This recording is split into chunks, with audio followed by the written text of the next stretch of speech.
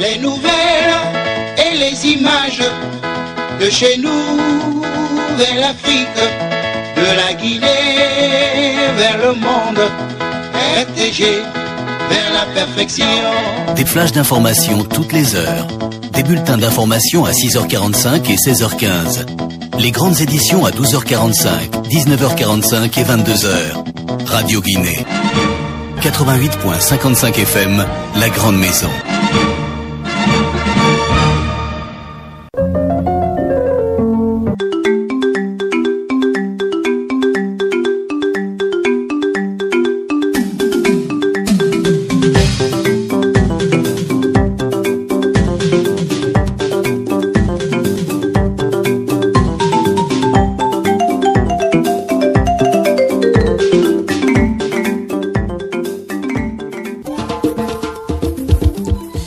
Vous suivez Radio Guinée, bienvenue dans notre journal de la nation, dont voici le sommaire.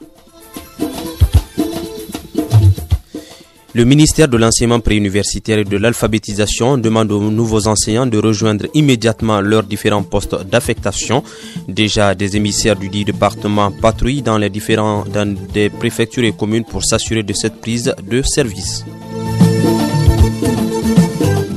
Les récoltes agricoles de cette année n'ont pas eu d'effet sur le prix des produits alimentaires importés. Le prix du kilogramme de riz se négocie à 6 000 francs, comme le cas au marché de Badi dans Tondon. Et puis l'université de Kankan est restée fermée ce mardi. C'est suite au mot d'ordre de grève générale illimitée déclenché le lundi. Ce mardi donc, aucune activité n'était perceptible dans l'enceinte du campus Julius Nyerere.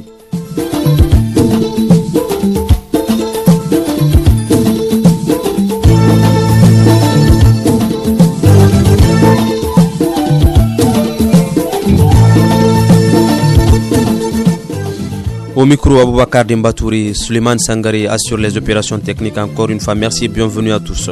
Le partenariat gagnant-gagnant est une des priorités du chef de l'État pendant son mandat à la tête de l'Union africaine.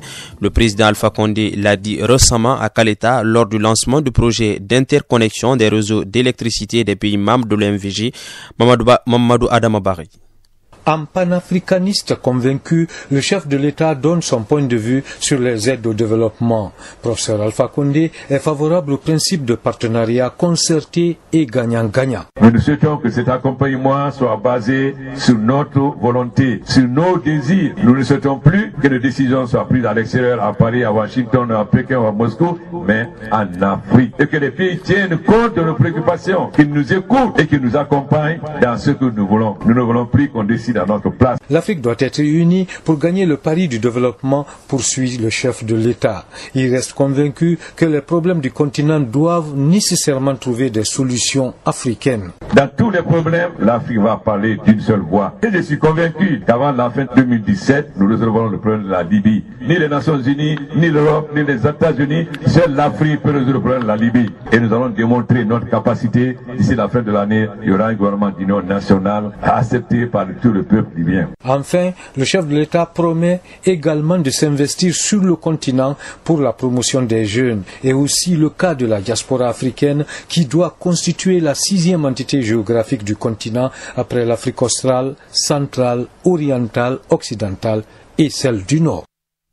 Merci Mamadou Adamabari. Le ministère de l'enseignement préuniversitaire et de l'alphabétisation lance un appel pressant aux nouveaux enseignants admis au concours de recrutement à la fonction publique. Le département du préuniversitaire demande à tous ces enseignants de rejoindre immédiatement leurs différents postes d'affectation afin d'y retirer les différents documents pédagogiques et être prêts pour le démarrage effectif des cours le lundi 13 février 2017. Déjà, des missions de contrôle du département sillonnent actuellement l'ensemble des préfectures des communes du pays pour s'assurer de la prise de service de ces nouveaux enseignants dans les écoles et établissements d'affectation. Le ministère de l'enseignement préuniversitaire et de l'alphabétisation précise que tout retard engage entièrement la responsabilité des défaillants. C'était là le contenu d'un communiqué parvenu à notre rédaction. Des missions du ministère en charge de l'enseignement préuniversitaire sillonnent actuellement le pays, je vous le disais tantôt. Elles sont parties appuyer appuyer les cadres des directions régionales et préfectorales de l'éducation dans l'affectation des nouveaux enseignants. C'est le directeur national adjoint de l'enseignement privé qui dirige la mission dans la région de Farana. Selon lui, toutes les affectations dans les écoles doivent prendre fin d'ici vendredi. Diba Sako précise d'ailleurs que les nouvelles recrues ont déjà commencé à rejoindre les préfectures afin de se présenter lundi prochain dans leur école d'affectation. Il sera notre invité en fin de journal. Une mission du département de l'enseignement préuniversitaire et de l'alphabétisation séjourne actuellement dans la région de Nzerekore. Objectif, prendre les dispositions nécessaires avec les cadres de l'administration scolaire en vue de rendre effective la reprise des cours lundi prochain. De Nzerekore, la correspondance de Nyamaoumi. Après le concours d'entrée à la fonction publique, 971 enseignants, dont 662 du primaire, sont déployés par le gouvernement dans les 6 préfectures de la région administrative de Nzerekore. Et comme souhaité par le département de tutelle, les nouveaux enseignants doivent être à leur poste pour la reprise des cours le 13 février en cours. D'où la nécessité de travailler avec l'administration scolaire en place en vue d'appuyer la mission dans ce sens. D'après Alpha Doumbouya, représentant du département de l'enseignement préuniversitaire et de l'éducation actuellement en séjour à Nzerekore. Poursuivant, il a indiqué que tous les contractuels seront maintenus à leur ancien poste de travail. C'est donc dire, après l'inspecteur régional de l'éducation, la même mission a également travaillé avec le directeur préfectoral de l'éducation de Nzerekore, Amara Kondé, une occasion qui a été mise à profit pour repartir aux différents postes les enseignants affectés dans la dite préfecture. Nzerekore, bureau régional AGP, Nyamaoumi pour Radio Guinée. Pendant que l'État s'active pour l'affectation des nouveaux enseignants, il y a une grève générale déclenchée lundi dans le secteur de l'éducation et suivie de près dans l'université de Kankan. Les étudiants aussi comptent rentrer en jeu très prochainement pour réclamer la reprise des cours. Les récoltes n'aiment pas influencer cette année le prix des produits alimentaires importés.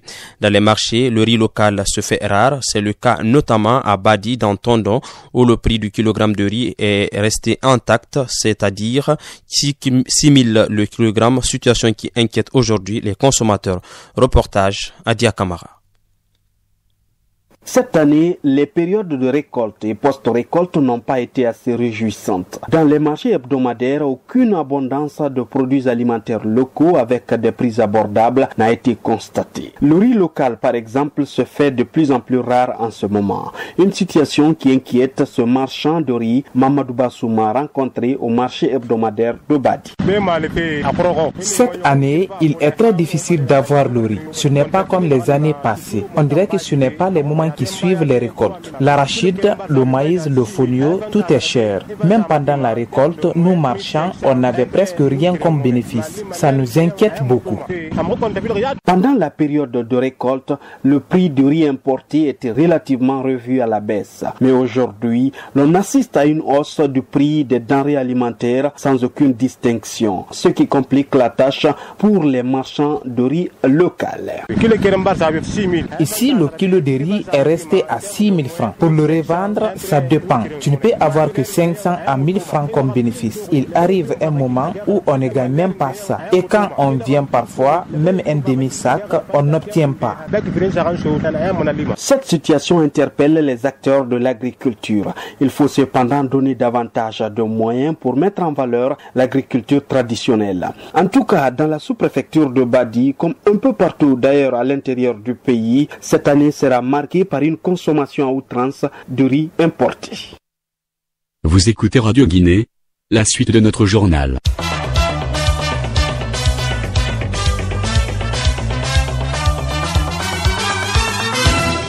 Les structures de santé de la région de la baie viennent de bénéficier d'un important lot de partogrammes pour les femmes en grossesse. C'est un don de la coopération technique allemande GIZ à travers le projet Health Focus pour la santé de reproduction et de la famille de la baie Idrissa Sampirin Diallo. Cet important outil de suivi des femmes en grossesse est en réalité une fiche de renseignement que l'agent de santé doit remplir pour faciliter la prise de décision par le gynécologue pendant l'accouchement. Dr Alpha Ibrahima Diallo est le conseiller technique du programme santé EcoConsult Health Focus de la GIZ à l'Abbé. Il est prévu pour la région de l'Abbé 46 190 partogrammes exactement. Ici aujourd'hui ce soir, nous vous remettons officiellement 12 000 partogrammes prévus pour la DPS de l'Abbé par rapport aux accouchements attendus de 2017. Il y aura 2770 partogrammes qui vont être envoyés à l'hôpital pour couvrir les soins obstétricaux essentiels. En recevant ce précieux don, les autorités sanitaires de la région ont promis d'en faire un bon usage. Elaz Mamadou Hadi Diallo est directeur préfectoral de la santé de l'Abbé.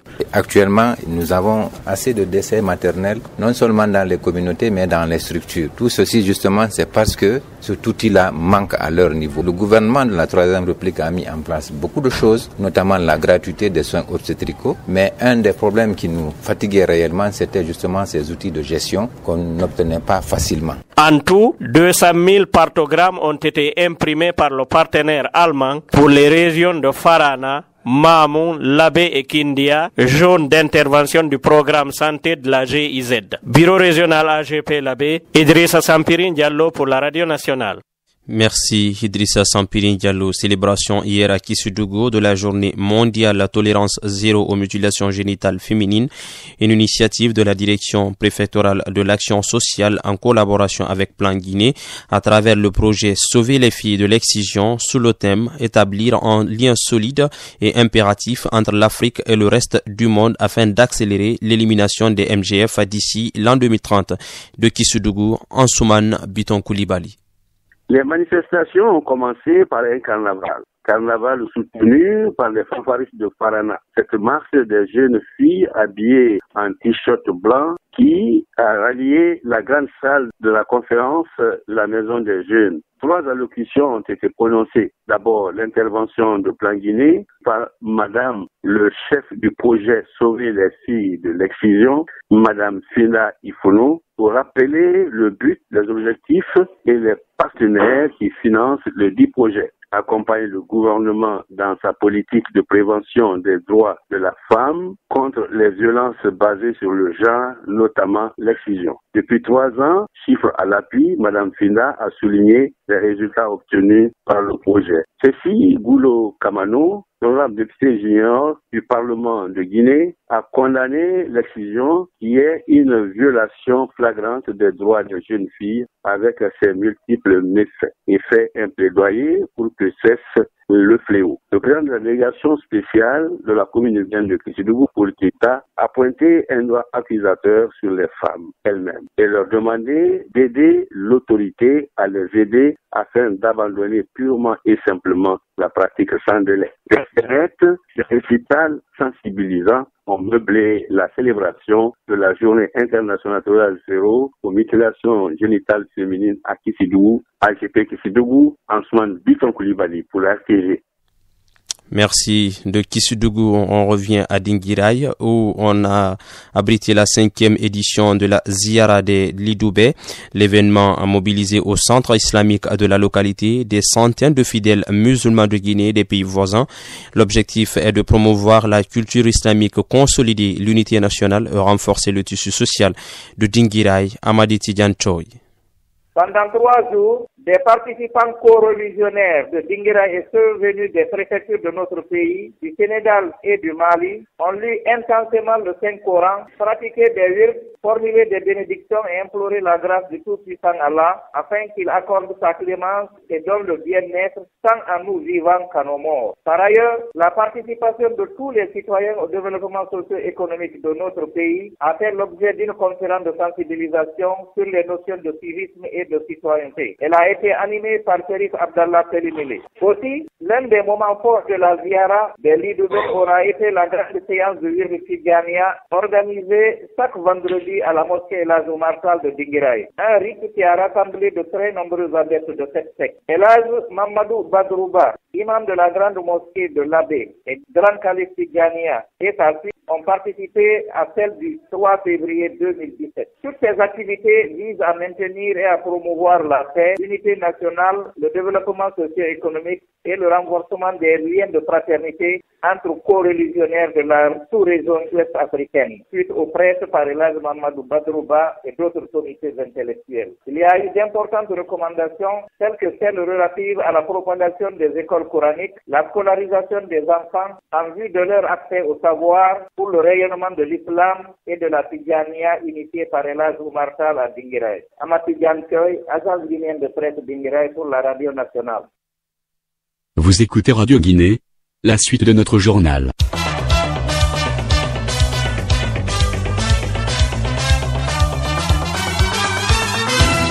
Pour la rubrique invité du journal, nous recevons aujourd'hui le directeur national adjoint de l'enseignement privé avec Djigiba Sako. Nous parlons de l'affectation des nouvelles recrues au compte du ministère de l'enseignement préuniversitaire.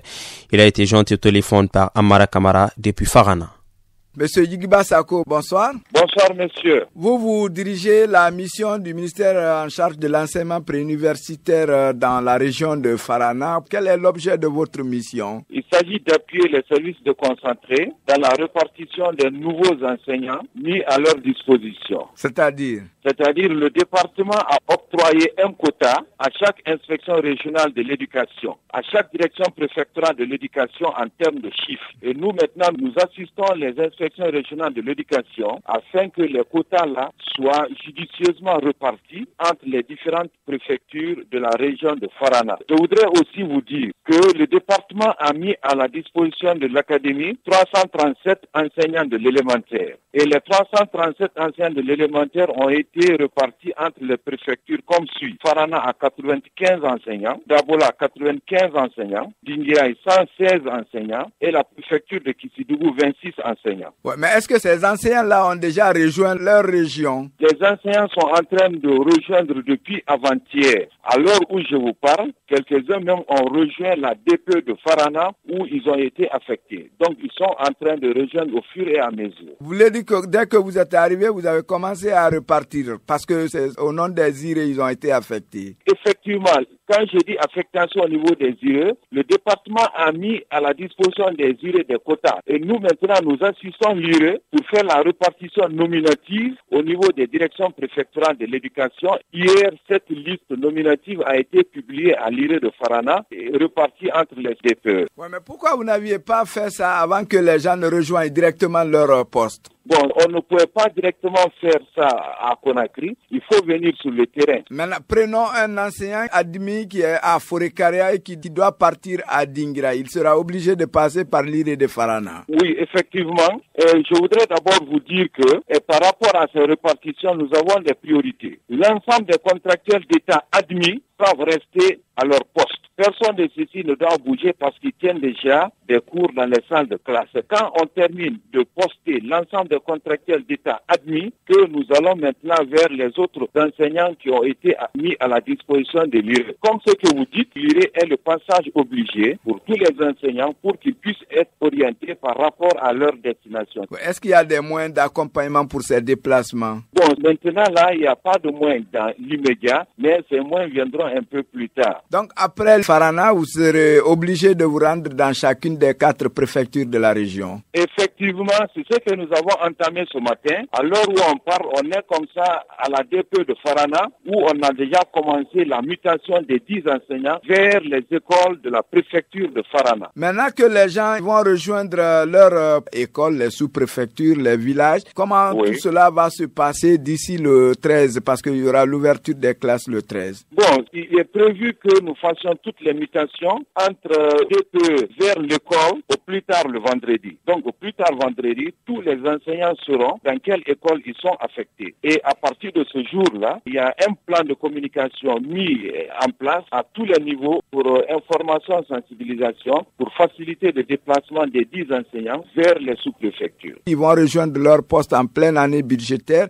Le problème de prise en charge est déjà réglé? Bon, le problème de prise en charge viendra après. Quelle est la stratégie que nous avons essayé de mettre en place? On a essayé d'élaborer des fiches Il y a des fiches d'engagement décennal, il y a des fiches d'engagement triennal, mais il y a aussi un autre élément important qu'on appelle le certificat de prise de service. Le certificat de prise de service, il est individuel, il doit être délivré par l'école. C'est quand tu prends service à l'école essaie de remonter ces documents à la préfecture essaie de remonter au département. C'est quand ceci est fait que le ministère des Finances ou le ministère du Budget va prendre l'intéressé en charge au point de vue salaire. Donc c'est pour vous dire que si un enseignant ne rejoint pas pour aller prendre le certificat de prise de service, c'est pas possible que cet enseignant puisse être pris en charge au point de vue salaire. Donc ça, c'est un peu quelques exigences pour obliger tout le monde à rejoindre son poste de travail. Et l'engagement triennal, il est dit qu'aucun enseignant pendant 3 ans ne va domicilier son salaire dans une banque. Et là, ce travail va être fait en partenariat avec le ministère du Budget. Donc, il y a des missions similaires dans toutes les régions maintenant là. À l'heure où je vous parle, les mêmes missions sont dans les 8 régions de la République de Guinée. Merci bien, monsieur Yigiba Sako. À moi de vous remercier, monsieur.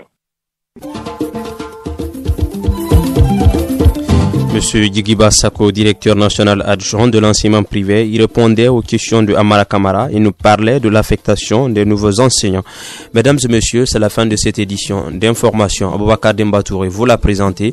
Suleiman Sangara a assuré les opérations techniques, réalisation et Elhaj Mamadou Bassouma Tessema, coordination rédactionnelle Amara Kamara, Aminata Sangaré. Merci de votre attention. Bonne suite au programme en compagnie de Radio Guinée. Au revoir.